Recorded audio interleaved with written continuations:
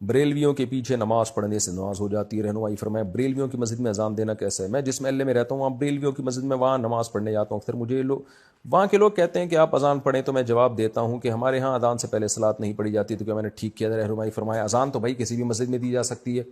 باقی بریلویوں کے پیچھے نماز پڑھنا جائز ہے یا نہیں, تو مسئلہ دیوبندی بریلوی اہل حدیث کا نہیں ہے. جو بھی توحید پرست ہو اس کے پیچھے نماز پڑھنا جائز ہے, اور جو بھی مشرک ہو اس کے پیچھے نماز جائز نہیں ہے, چاہے وہ دیوبندی ہو, چاہے وہ اہل حدیث ہو, چاہے وہ بریلوی ہو. تو اب شرک کسے کہتے ہیں؟ اللہ کے سوا کسی اور کو یہ سمجھنا کہ وہ اسباب سے ہٹ کے میری مدد کر سکتا ہے, تو یہ شرک ہے.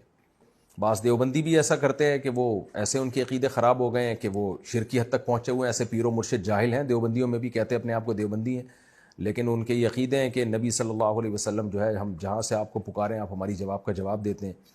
میرا خیال ہے اہل حدیث میں ذرا مشکل ہی ہے اس طرح کے لوگ, لیکن جاہل پیر جہاں بھی ہوں گے, تو کیونکہ اہل حدیثوں میں تصوف نہیں ہے تو ان میں یہ چیزیں ذرا کم ہیں, لیکن دیوبندیوں میں بھی کم ہیں, لیکن یہ نہیں ہے کہ نہیں ہے.